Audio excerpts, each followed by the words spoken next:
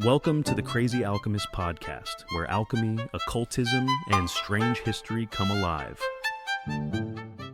At Gombe Stream in Tanzania, Jane Goodall watched a male chimpanzee approach a waterfall and begin to sway. He rocked from foot to foot, slowly at first, then faster. He charged through the spray, hurled rocks, dragged branches across the ground. The display lasted 20 minutes. When it ended, he sat on a rock near the falls and stared at the water. Different males did this at the same waterfall, same response every time.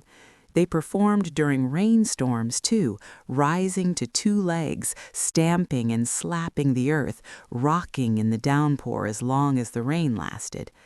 Goodall was careful with her language. If chimpanzees could discuss what they felt, she said, this might become a kind of animistic religion. Other primatologists dismissed it as an arousal response to powerful stimuli, nothing more. The chimps kept doing it anyway. They are not alone in the animal kingdom. In the cloud forests of Costa Rica, male long-tailed mannequins perform a coordinated leapfrog dance on a branch. Two males take turns jumping over each other while singing a synchronized duet. Only the alpha mates. The beta waits 6 to 10 years for his chance. These partnerships are rehearsed and refined over years. Birds of paradise in New Guinea pick every leaf and twig from a patch of forest floor before performing, clearing their stage. Cranes leap with wings spread, bow low, toss sticks and dance even when they are not courting. And a sulfur-crested cockatoo named Snowball became the first non-human animal proven to synchronize its movement to a musical beat. Researchers confirmed he adjusted his tempo when the music sped up or slowed down. A follow-up study found he performed 14 distinct dance moves spontaneously. No human culture has ever been documented that lacks rhythmic music and dance, not one out of hundreds studied. It is one of the few true cultural universals, alongside language and cooking. The question is, why? And the answer turns out to be pharmacology. In 2015, a team led by Robin Dunbar at Oxford tested 264 participants in different dance conditions. Some danced in sync with others, some danced out of sync. Before and after each session, the researchers measured how long participants could tolerate pain from an inflated blood pressure cuff on their arm. Synchronized dancers could withstand significantly more pain afterward, even when physical exertion was low. Moving together and moving hard produced the strongest effect. Moving alone and gently produced almost nothing. Pain tolerance is a reliable proxy for endorphin release. Endorphins are analgesic. If you can suddenly handle more pain, your brain has flooded itself with its own opioids, molecules that bind to the same mu-opioid receptors as morphine, the same lock, the same key.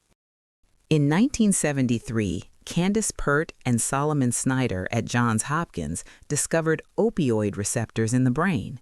The finding raised an immediate question. Why would the brain have receptors for opium? 2 years later, John Hughes and Hans Kosterlitz identified the first endogenous opioid peptides. The brain has receptors for opium because it manufactures its own. Beta endorphins bind to mu-opioid receptors. Morphine binds to mu-opioid receptors. Heroin is metabolized into morphine, which binds to the same receptors. The effects overlap. Analgesia, euphoria, social warmth, a softened sense of time. But endorphins are only part of the picture. Sustained rhythmic movement also raises endocannabinoids, the body's own cannabis. Dopamine surges through the mesolimbic pathway, the same circuit activated by food, sex, and addictive drugs. Oxytocin rises during group synchrony, building social attachment. and serotonin modulation shifts during sustained exercise, which matters because serotonin is the pharmacological cousin of every classical psychedelic. 5 neurochemical systems fire at once during sustained group dance. No single external drug replicates this combination, not morphine, not anything you can buy or grow. There is also a mechanism for trance, and it is very precise. In 1962, Andrew Nair showed that repetitive drumming at 4 to 7 beats per second entrains brain waves to theta frequency. The brain locks onto the beat and follows it down.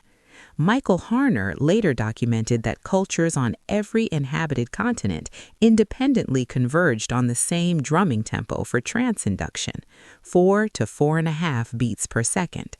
Traditions separated by oceans and mountain ranges, which never communicated with each other, arrived at the same number because the number is not cultural, it is neurological. Arne Dietrich at the American University of Beirut described what happens next. Sustained rhythmic exercise temporarily shuts down the prefrontal cortex, the brain region responsible for self-monitoring, time tracking, and the construction of your sense of self. He called this transient hypofrontality. The analytical mind goes quiet. Older brain structures take over conscious experience. Time stretches or vanishes. The boundary between self and group dissolves. Combine theta entrainment with prefrontal shutdown, add the 5-drug cocktail, and you have the complete mechanism. The body contains a built-in algorithm for altered consciousness. Rhythmic movement is the input. Neurochemistry is the process. Trance is the output. Every human culture discovered this independently, not through cultural transmission, because the program is not cultural, it is biological, it is firmware. The archaeological record confirms this goes far back. Bone flutes from Geisenklosterlee Cave in Germany date to approximately 42,000 years ago. Complex music existed in Ice Age Europe before any known cave paintings. It would be extraordinary if this music existed without rhythmic bodily movement. At Les Tuques de Audubert, in the French Pyrenees, the cave floor preserves heel prints near 15,000-year-old clay bison sculptures. At Tassili Najer in Algeria, rock paintings from around 8,000 years ago show figures in postures that can only be described as ecstatic, arms raised and bodies arched. Some wear elaborate headdresses. And at Bruniquel Cave in France, Neanderthals arranged broken stalagmites into circular structures deep underground approximately 176,500 years ago. Fire traces mark the stones. Whatever happened in that darkness was deliberate and organized, and it predates our species entirely. In 1992, Terence McKenna proposed that psilocybin mushrooms drove the transformation from Homo erectus to Homo sapiens. His stoned ape theory argued that hominins who followed cattle onto African grasslands ate psychedelic mushrooms growing in the dung, and this catalyzed the emergence of language, art, and religion. The theory is elegant. It is also wrong in its specifics. McKenna cited a study by Roland Fisher as evidence that psilocybin improved visual acuity. Fisher's actual research explicitly stated that psilocybin may not be conducive to the survival of the organism. The central claim rests on a documented misrepresentation of its primary source, and drug-induced changes in perception are not heritable. That is Lamarckism. And yet, something in the vicinity is real. In 2021, a team at Yale showed that a single dose of psilocybin increased dendritic spine density in the frontal cortex of mice by roughly 10% within 24 hours. The new structures lasted at least a month. Psilocybin causes structural changes in the brain, but the body already has its own mechanism for altered consciousness. External substances are shortcuts to a destination the body can reach on its own, given enough rhythm and enough time. Barbara Ehrenreich documented in Dancing in the Streets that ecstatic group dance has been systematically suppressed across civilizations. The Roman Senate restricted Bacchic rites in 186 BCE. The early Christian church fought against dance in worship for centuries. Colonial authorities banned indigenous ceremonies across the globe. Ecstatic dance threatened hierarchies because it produced bonding and collective identity without requiring priests or permission. Jacques Panksepp demonstrated that social bonding in all mammals runs on the opioid system. Social contact releases endorphins.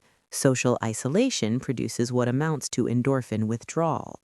This is why opioid addiction correlates so powerfully with loneliness. The drug fills the receptor that social connection is supposed to fill. Synchronized dance fills those same receptors with the same class of molecule, and it recruits cannabinoid, dopaminergic, and serotonergic pathways on top of that. The algorithm is old, older than language, older than art, older than any surviving cave painting.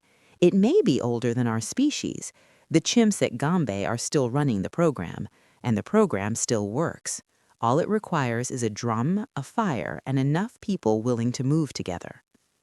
If you enjoyed this, subscribe to The Crazy Alchemist and leave a comment telling us what you would like us to cover next. We explore the places where science, history, and the unexplained overlap. If you enjoyed today's episode, make sure to visit crazyalchemist.com for more intriguing content and follow Crazy Alchemist on Instagram and Facebook to stay connected.